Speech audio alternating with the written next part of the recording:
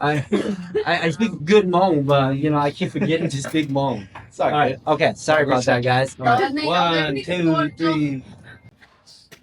There's one fly, dude. Where do you go? There's just one fly. Where do you go? I see it. There. Tay lang. You gotta turn on, you gotta push the button.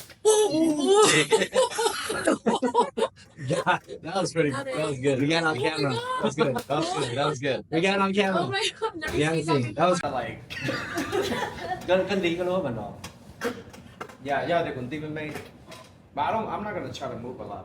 Hi, nhớ trong số lần từ Lucia nó có rất là shy Silver Young Studio,但是呢要 Silver Spotlight, lúc nào cũng cho được những dòng David Yang, chúng ta cũng rồi nói pro mỏ, nhớ là về Molly's Kitchen, nhớ cho về Molly's Kitchen, nhớ là ở Fresno, California, nhớ là the Temperance phía Belmont, Molly's Kitchen, nhớ ilu lan của dòng mỏ, mong phía dòng mỏ, Southeast Asian street food authentic này ya, chân dòng mỏ cả rồi đấy, nó là giờ này chỉ tôi thôi, giờ trong tôi là Molly's Kitchen. lúc nào cũng tôi rồi nói pro món nó David thế thảm gì cho David hiện cứ ý tu và hùng câu tao là để nhớ nó bên mong lúc community nó là tao là cha cầu thời xong rồi thế chỉ cần lúa hàng lọt một con chim được một con chim xong thế này à thì lịch bên một chỗ HMF là chỉ mong music festival thôi thế cho con chim được cha biết tao đi cha cầu xong này à more than 够xong and 有的是报道但係同佢有種要acquaintance 的是但係我估了要碰一種是和我個地方然後我講都係那一般冇啲他們就這你學 career 了是你你這給紅高冇到 day 冇理解啲不是 highlight 你นู่นนี่我自己的老我一度拿紅高了是一度拿 long 呢nhiều冇理解了是讓冇理解到你天了呀 OK 我們講了事冇了呢Yeah, go ready. No more. Okay. Check block. Yeah. All right. All right. It's just more lots on. Okay. We have gayo, egg rolls. We have papaya salad. How do you like your papaya? Go. You know, got new sponge. 이거 그냥 제 군이야, 그냥 제. 다시 뭐 그냥 제 군이야. Did you try what you yeah. Salad 제. And then of course, pork belly. Yes, pork belly. Bánh bò. And this is cục bò nó cũng lọc chứ. Yeah, 하나 같이 lại 하나. Và đây canh chè. Yeah, này. Giờ thì có tôi làm Molly's Kitchen á. Có order tăng canh chè nữa ha. Yes, this one. Dầu xía chụp lại. Yeah. Yo chỉ tao order 하나 온대. Yeah. This là nữ chỉ tao nãy bà hết. Yeah. All right. Hey, cheers. Cheers, brother.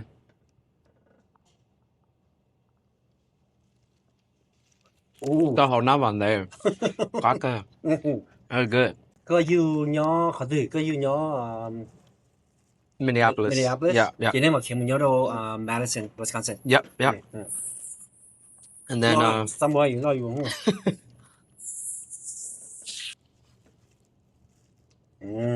Có cơ. I like the pork belly. Thế thì thầu có music á.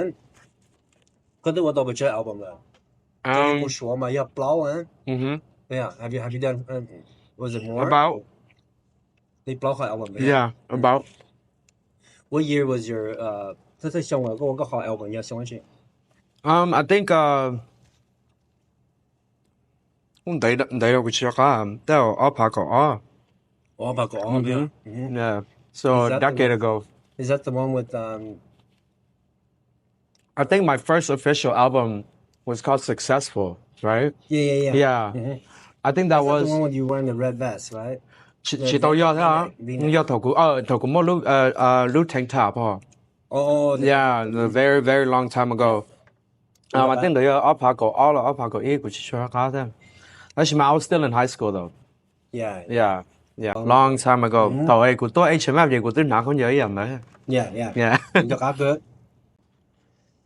So I did some homework on you, and just kind of like share nó có thế cái đầu cái báo rồi đấy chứ mà did you know that you have more calculate long you have almost I would say you're also 500,000 followers all through social media. I did not know that. Yeah, isn't that crazy? Yeah, that's crazy. So cái thứ whole YouTube cái thứ mua you're up with to follower, right?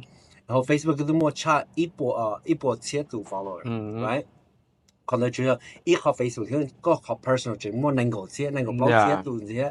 The other one is ít bộ thiết trâu thiết, right? Có học IG thì 13,000 cầu base thiết. Có học TikTok thì roughly all thiết. and then Spotify 都要go all 这样子 Yeah. You have averagely 好个好 Spotify listeners you have 12,000 listeners monthly. Yeah. That's crazy. I never knew that. Yeah. Yeah. That's Thank crazy, you for right? You letting me didn't know know. that? Yeah, I did not. Your Spotify listeners, Yeah. there's 12,000 people tuning in to listen to you every month. Wow. That's amazing. Yeah. You're very close to 500,000 listeners and Yeah. followers, right? That's amazing. So I want to congratulate you on that. Yeah, thank you, And brother. it's not overnight. 你出去啊，話哦，但見到古實上門空嗰嘢，佢啲有 popular 啦，是咗啦，是 it takes 你是很刀，你是大將，你是然後啲sweat blood and tear 你有 Yeah, yeah. right 對落去亂茶亂產咗 you know like 落公 Yeah, yeah. Blood, sweat, and tears, bro. 亂茶是什麼？同要係老母啊，同要係冇咪架踩你嚟始終咯。Yeah, but Yeah. 唔看都很長套呢 Yeah. Like sweat, blood, and tear, you know. You know that 嗰個 most popular song on YouTube. 即係我已經報啦。I looked at your top 5. I did all my research. And you know your number 1. Yep. Yep. Right. Zamon with your brother featuring. Yes, Thing, my you know? brother. Yep. Yeah. 佢都啲老嘅嘛。Yeah. No,冇聽。Yeah. 冇聽，同埋唔係彈子。Your most popular collaboration is with Mabu, collaboration, right? And it has 13 million. That's okay. So 都真係新咗嘛，13 million 轉到啊，或者咁樣啥子俾人蒙喺呢？ Yeah, only. They're all together all over the world. 13 million. Somebody on there is listening to like a million times. Yeah. But it's super in love, you know, which is good. I wonder what kind of fish this is, though. I'm not sure. I think it's catfish. You think so? I believe it's catfish. I'm not sure. We should ask the owner. All I know is that it's good, though. It's good. Yeah, it's I really love it. good. I really like the food here. Yes. The monoka here. Yeah. Remind me of tournament food, too, you know? Yeah. That's right. You can go to like Hmong New Year. If you miss Hmong New Year, then your trip to the food. Buy it from here. Yeah. Everyone else is Chicago. Yeah. They have it here and there. It's not complete like this. Le more gai bua, le more mắm blau, le more jay, le more gai yo. Yeah. Yeah, more kapong, yeah. Kapong chaw, all that. Yeah. All that. All of that, yeah. I really like So this they have spot. everything. Yeah, có đi thì có sẵn nó. Chỗ mỏng mỏng ấy, ít gì bên đó nó. Yeah. Malay's Kitchen. Yep. Good choice. Yeah. Really good choice. Rồi thì you pick Malay's Kitchen for lunch. Yeah. So, để cái khi mình chỉ cho có họ music background đó cũng thế có tôi hoạt động đầy một cái này. So, my music background, right? So, của lo Madison. Bên nhau bộ tới họ chơi hoa, bên nhau họ chơi Ally Drive mà. Tụi nó của tiêu lo là tiêu plan câu là tiêu đồng câu. Của tiêu lo phim, by the way, có ý bảo của tiêu lo phim. Tụi nó là tiêu đồng câu, đó là của chỉ bảo của chỉ mẹ mẹ. Giờ bên một chỉ một đôi họ chơi hoa Kennedy High á. Giờ tụi nó mà của tiêu lo phim là nhiều nhiều đồng câu phim tiêu show kia răng câu ấy chỉ lúc câu lời đó. So của tiêu lo kia bên lo là Kennedy High kia. Của tiêu mua li all the way from middle school, elementary to high school. Yeah. So high school, yeah, could be all level, could be breakdance. Yeah, when you breakdance, yeah, when more back group, when perform the talent show. The when you Madison, yeah, more Hmong just Zhong there, yeah, Hmong yeah, all Asian talent show, yeah, when all Dali every year. Yeah, could yeah dance, yeah, could yeah, dance Dali, yeah, more into could there could you Hmong you be say, they be say rap na. Nó vậy bây giờ là rap ok vậy tức là phim bỏ hay thì cũng phải nhẹ show rap thế nhẹ or like Eminem and all that stuff. So mỗi nữa cho của nó birthday vậy phim cái này vừa kia I think it was my 16th birthday. Của cái đầu show phim cái này vừa kia của ilu mic thế ilu program Pro Tools, right? So that I can really record myself. Vậy sau đó vậy của download hot program đó vậy của really learn everything that CD no more like blow that CD đó nên nó có tutorial có xử lý cha có ô lý cha nó có ở trên đời gì I studied the whole thing and then I just learned how to mix and master by myself. So from then on, I just really, yeah. So I just learned the program by myself. But it really started because của tiêu phim nếu tu nhà hung gạo thế nếu bỏ hay của nhà rap tên đó này cái này really vô lên đó đâu của. Then So it's I just pretty went. much self-taught. Yeah, self-taught. Nobody taught me this. Like, You got used it. yeah, because của mẹ của những nhiều long gạo thì phải lên đó phải hơn. Amazing. Yeah, I never knew that. yeah. Nobody taught me any of this. Ý là đó chịว่า你nhớ chấp bài đó có gì đó chị. Tôi có tác tập biết music này. Họ nhớ chấp lời gì I think họ nhớ I mean họ nhớ that you chỉ mua từ把有香膏是吗？那好香膏就好牛叉，这头股搞这股应搞股是吗？So 就推销股香膏还有其他啊，yeah，这有以后冇以销有这这里劲是吧？ก็ตัว music influence làตัว idol làตัวหนึ่งว่าก็อีจิมลงlàเป็นหนึ่งก็จิมลงไอ้นี่คิดว่าอีตัวidol แล้วก็làอีตัวอยากจิแล้วก็นะ Yeah. What would that be? Okay, yeah，啲老人股呢，啲股子嘛，依家拍下啊，賣真整啲啲咯，yeah，賣真整佢整咗解，佢哋股子摸咗個死啦。有個成多咧，但是買咗整單多啫。誒，佢應拿定你應做嚟，there's this 摸一下你會做到咧，像你嗰隻肥肉，但是嘛，老佢整咗假，唔應該買咗整啊，特別攞就應該買。但是嘛，你嗰次一個年嘛要買啫，你要買呢度我買皮蛋盤，你要睇啊，你好 hostile 醫生誒，嚟到我今日家台日台俾前面咩俾你俾字嚟俾晒拉看啊又，呀，就應該就香港領導都管嘢嘢頭佢咩咯，呀就幾萬年睇嚟就高俾弄嚟俾弄大啲啊，頭佢前面咩？個啥啲個難嚟？就我到係有個事嘛，yeah，有個事佢我到係 ，yeah， you lam one time，yeah，or like actually record it and lam it，you know，because you know in growing up you listen to my，I want to hear you lam。對，我到係有個事，because 佢應有我 everything，I like to try everything，so。你先頭個上高嚟啊，個上高嚟是跟當高嚟是摸醫生高之後做件咧。個是個學 creative way 啦，是個是個 style 呢就啦，呢就嘛你嘛冇咁long，啲你別單呢啦是啲你嘛啦嘛我就 show 啦，and how do you do it? So our creative process 啦，it comes from many different things。啲頭個包咗，啲有單寧嘅個嘛冇事冇我醫生講啊，我啲頭個已經殺咗一個單寧嘅個辣show，like it just kind of comes naturally for me. I can make up a story, I can hear a story from somebody else. But one thing about my creative process is 個英呢廣告問題啊，平到個去show個去辣show先。Yeah, the good Hongo, the good shelter Hongo. I think that's always been one of my main courses. You know, I have to hear the beat first, and then I can write accordingly. Right. But for the most part, it's so hard for me to explain my thought process because I feel like it just comes to me. Yeah. So someone pay ye ben yon the kinelu chair. Ye ben record Kevin, Jango do Kevin ye go jili hai do kine de kine isto Jango ke go gan do一 piano 跟到一 piano ye kuma show something, kuma show 一下 go over it. So 佢呢嘢難到嘢學 first piano 嘛，只要學噔噔噔 ，right？你應該一學 piano 用幾呀？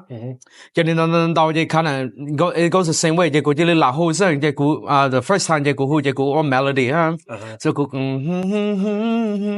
就嗰好冇就同咁所寫就咁嘛，冇就錄落做就學 melody 嗰好啊。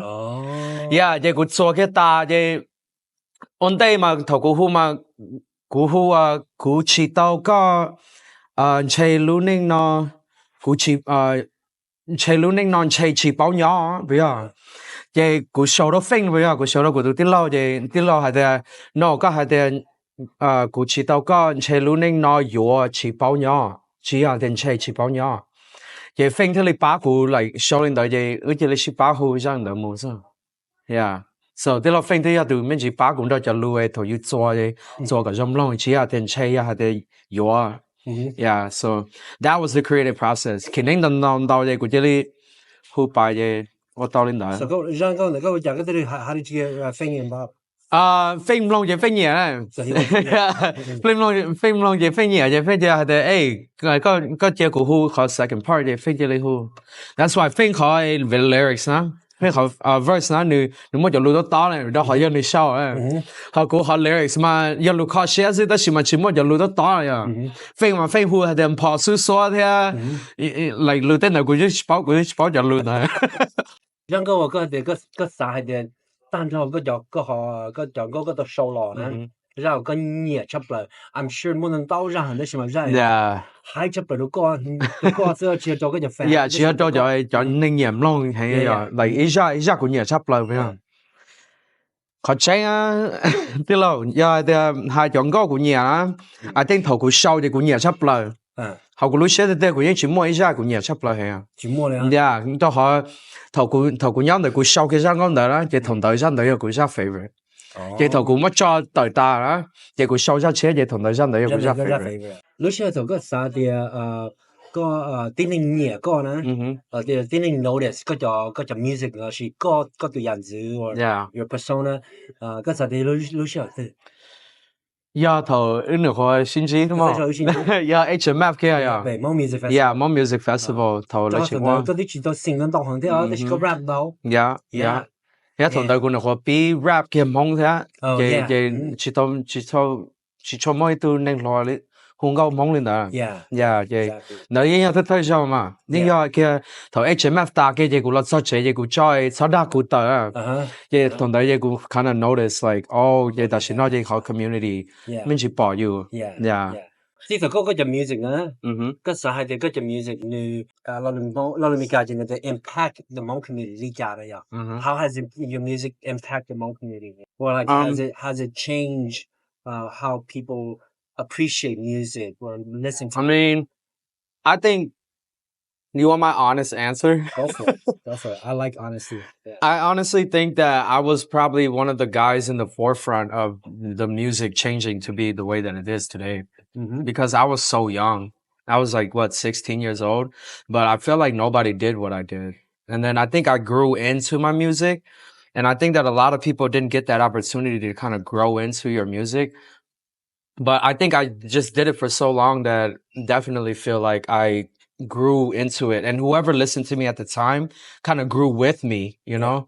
So I think that's what the change is. Yeah, I think that was the impact, is that kids that were my age at that time, now they all have kids and and their kids like me, you know, and so it's kind of like a generational thing. I think the longevity of how long I've been doing it has probably carried where music is going. Có music, có show, thế có who nữa. What kind of message do you aim to send out to go community or to fans? Yeah, I mean, go message. Yeah, my real go true message. Yeah, the you or 可能應該個true message 按個講講嘛，如果韓國上個應該個路寫，應該個路念。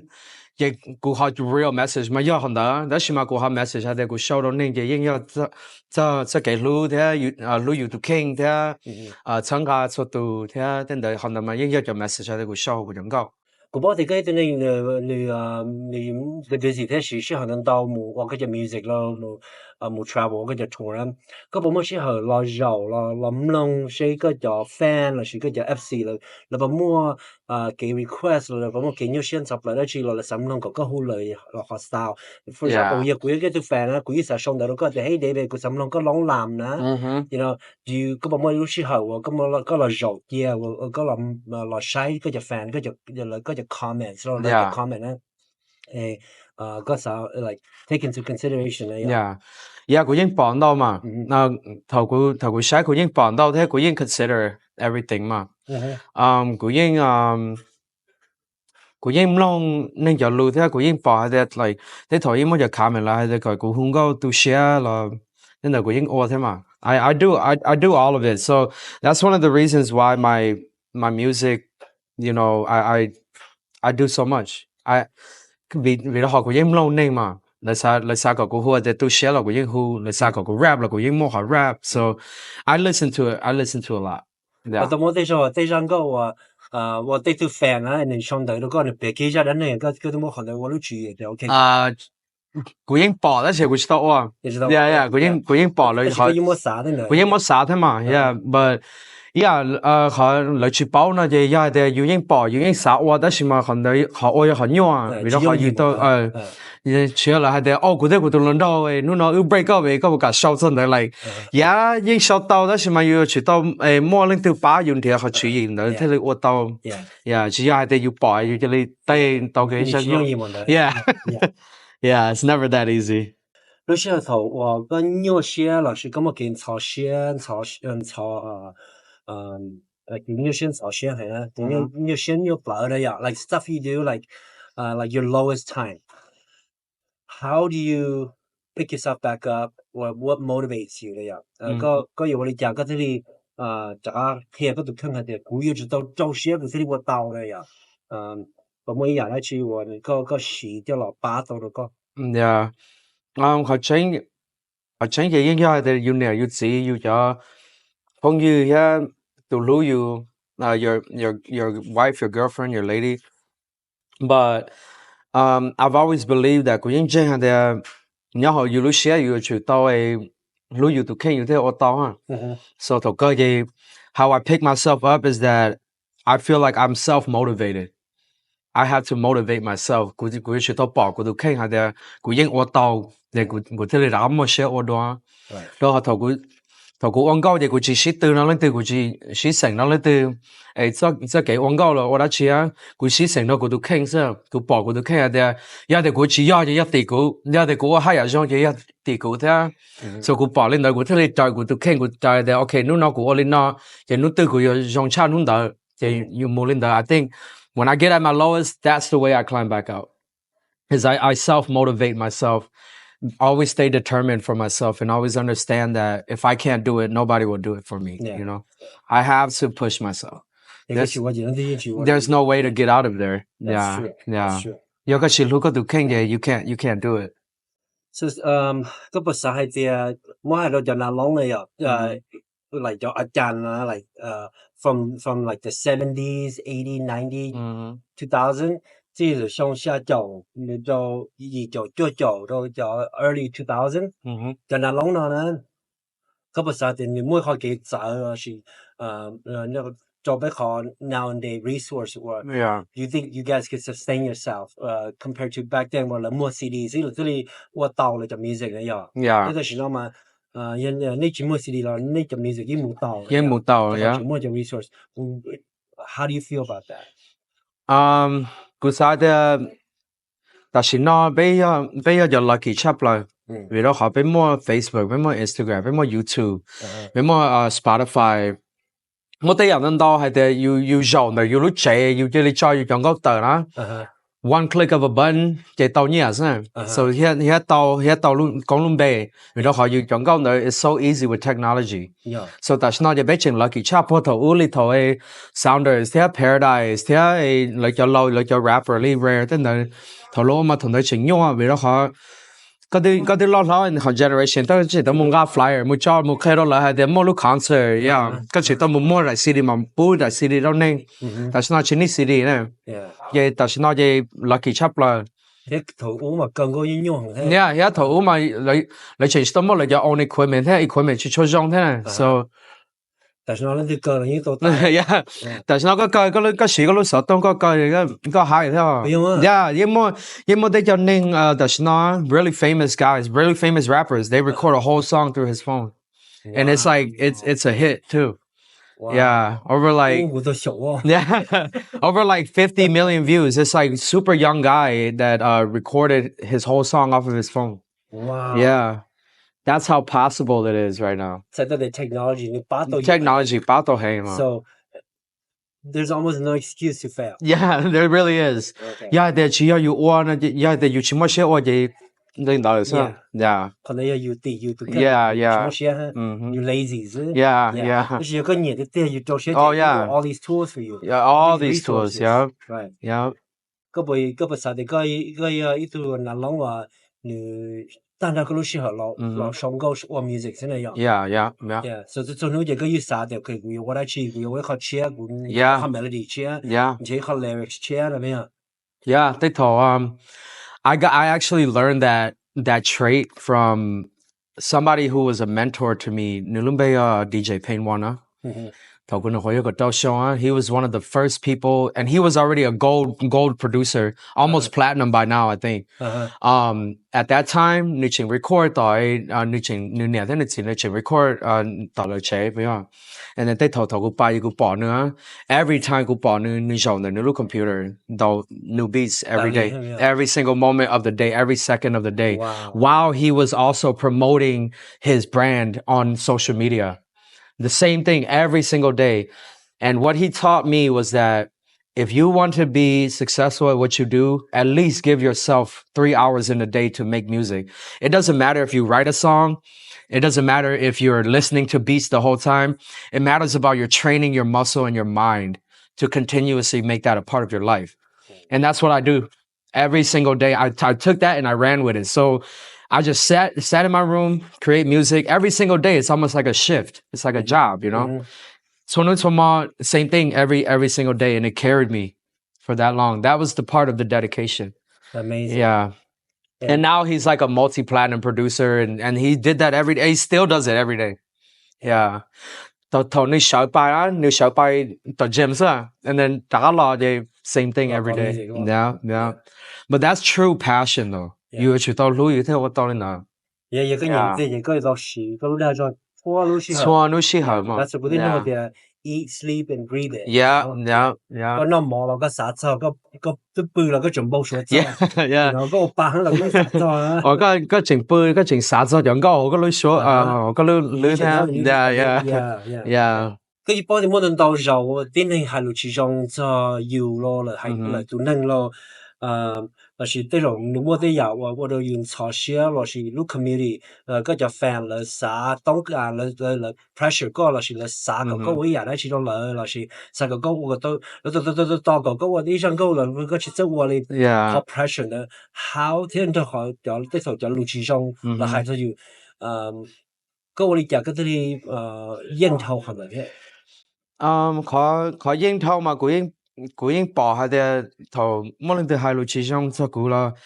佢整嘢要樣到你，頭先，佢整嘢要bỏ下啲，你bỏ下啲樣到 Facebook，啦樣到 YouTube，啦樣到咗 social media platform 邊啊，綁到你頭先，但係咪要攞呢啲啲頭要去曬定到啦，就要麼要到攞。要麼要捏，要麼要指，要麼要有個啲咁噃，又碰住啲啲頭個切晒個碌放啦，個薄就擰個碌插啦，看到要學把佢插，然後學個把係啲 ，it's not reality，要薄呢啲係碌始終需要咯，你知啊，要學 reality 啊，頭個冇個碌放在之啊，而嗰啲切薄就碌落係咧。So I live within that. I can differentiate social media with my real life. So whether I hear it or I see it, it never happens in real life. That's one thing that we forget to live by, you know. So yeah, 應bỏ就路係又係始終啦，應bỏ就寧他要來有冇得知啊？個你係個係哋要寧始終點打？個只使佢個路放嘢嚟啲錢飲嚟。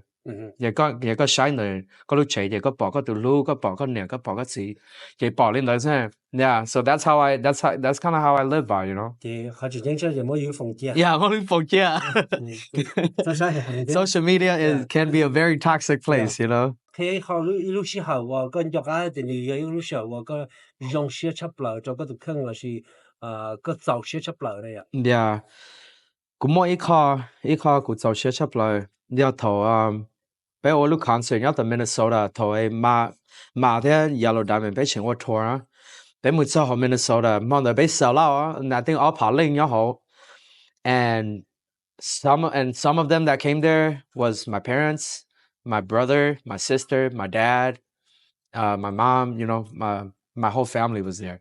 但係睇咗個年睇個字bỏ個空高，睇咗嘅，睇咗你bỏ嘅個空高，係點樣你一講咗呢？Yeah，個年咧個字個一直出彩個路上啦，但係咪你去到bỏ係要用你家，你去到bỏ係頭要冇空高要用你家， đấy là thay sau lại nó có tôi bỏ cái của ai bỏ ô ta nó giờ này trong một nó là tôi sai David là không cao à thì em hôm đấy thay sau của thế phim ở lên nó có hút xong một pay thay sau kia mong đợi thế so that night was probably the highlight of what I've done. There's been nothing that's ever topped that.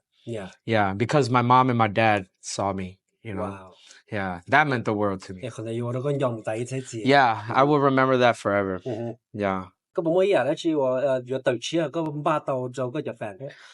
Yeah, so thầu bé ông hong artist mà bé sao để bé nhiều ô album là mi ít xong cái ô ít album ít xong ô ít album á. Đó là mà cụ bỏ đi cho lo nó họ new generation á. You chỉ cho ni album là. So cụ yên mua ít trong câu một cho album put that on the side. That is a project I want to work on. But for cụ họ main focus là chỉ nó cái yên content á. So more content, more songs, more singles in the future. But other than that, then yeah, planning tours.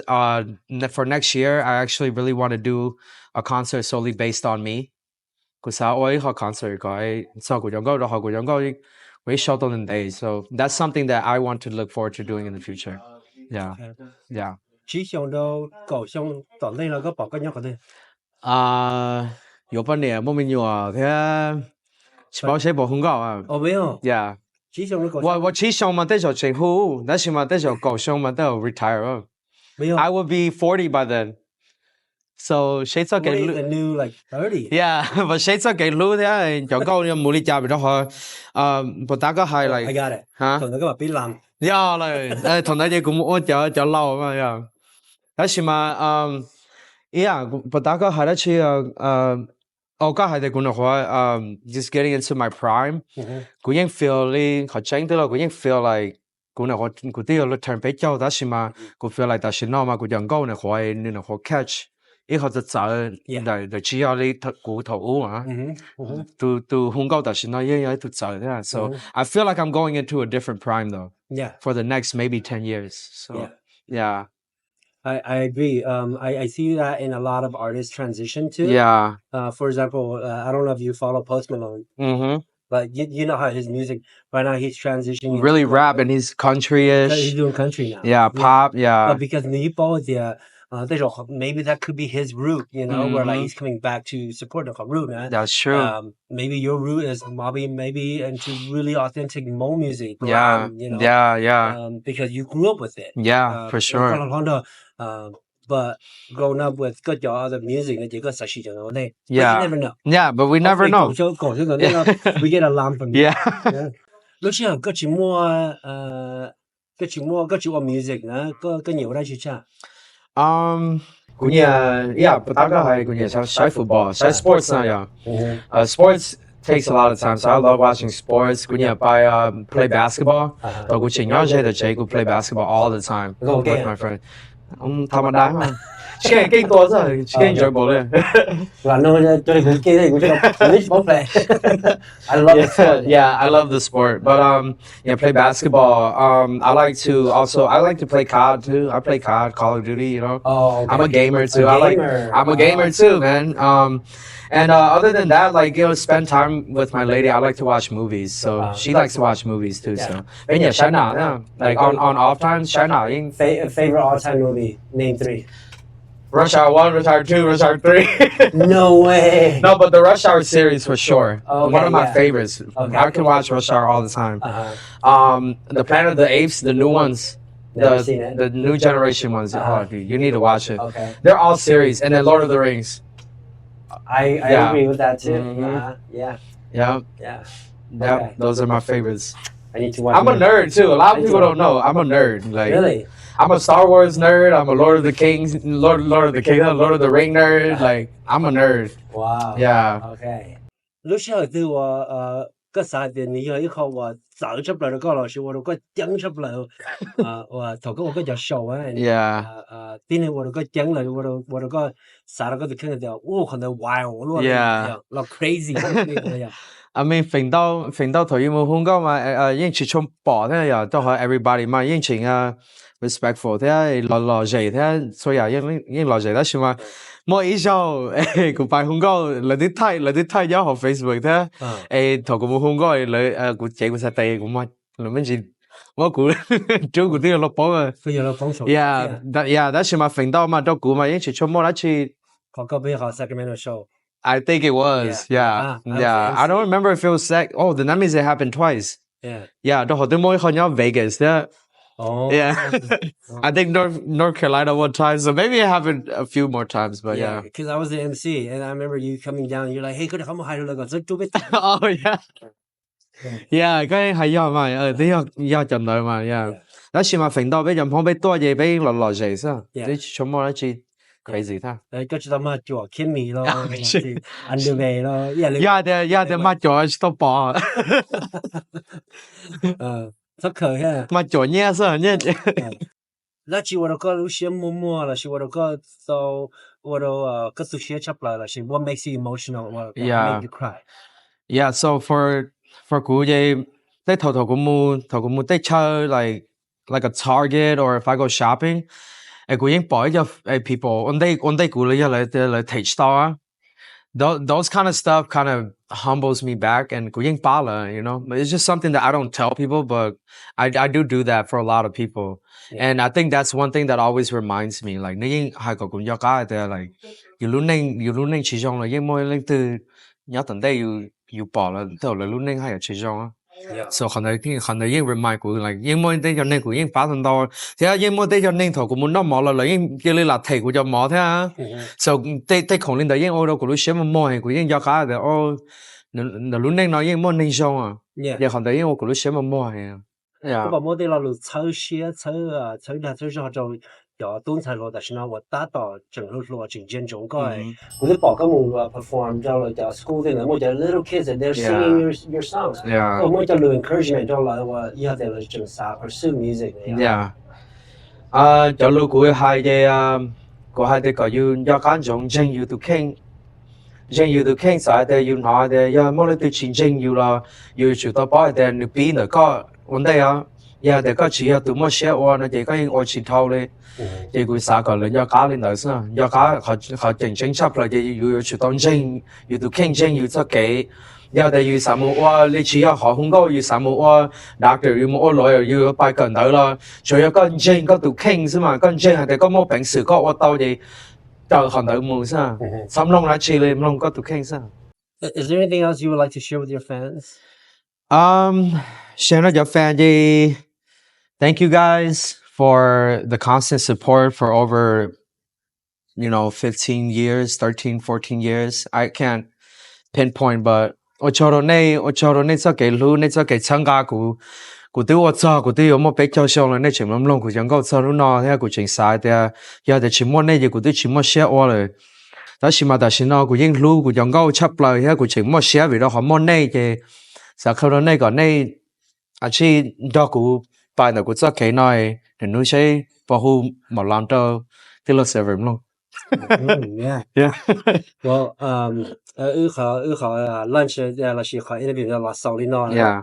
But I just looking here. I mean, I want to say it in English because I feel like the Lugusanyo English is better. But I want to congratulate you for your hard work and for all the stuff that you have done in your music career and back to the community, like just entertaining us and bringing us the sweetest song, the most heartfelt music, most heartfelt lyrics. And your motivation to just keep doing your music and just keep going. And I've seen that I would consider you're the top of the game right now. And even right now, you're in your prime. Yeah. And I mean, I'm talking about like China, Vietnam, Laos, Thailand, Germany, France, Australia, like these, I've seen fans from there. Thank you, bro. Playing your music. And I used to work at the radio station, and I have people calling me from Germany. Yeah. Say, hey, look what David oh yeah, you know, like I know that we have Hmong people there. I know we have Hmong people in France. And your name has been all over the world, where your music has been all over the world. And I want to congratulate you for that. Man, that means a lot to me. Such a short amount of time, and you have achieved so much. And there's so much more that you're going to be doing great things for not just yourself but your community. Yeah. And I, as a big brother, I seen your career, the rise of your career, and I'm so proud of you. Thank you, And brother. that's why this important. Sure. This interview is so important because I want to highlight your career. Yeah. But thank you Thank for you. spending Yeah, lunch with man, me. that means the world Yeah. to me. Thank you so much. And thank you. Because y'all to Molly's Kitchen. Yeah, it's Yeah. the perfect place to eat, all this Hmong food. So, Nice co-AC, yeah, good yeah. food, That's on yes. yeah. Can I reverse it back to you and say something real quick? Sure, yeah. I want to appreciate you and thank you for all of the things that you do for yourself and your family, but also to the community. Yeah. You are a big pillar too, so that's all, brother. Yeah. Thank you, Cool, man. cool. I like that. Thank you. Yeah. All right, guys. Well, Jonah, okay, quick shout out to Molly's Kitchen, and thank you, David Yang, for sitting down with me. Yeah. Shout out Molly's Kitchen. Next time. See you guys. Bye. This video is brought to you by Molly's Kitchen, your Fresno hotspot for authentic Southeast Asian street food. Craving a quick and delicious meal?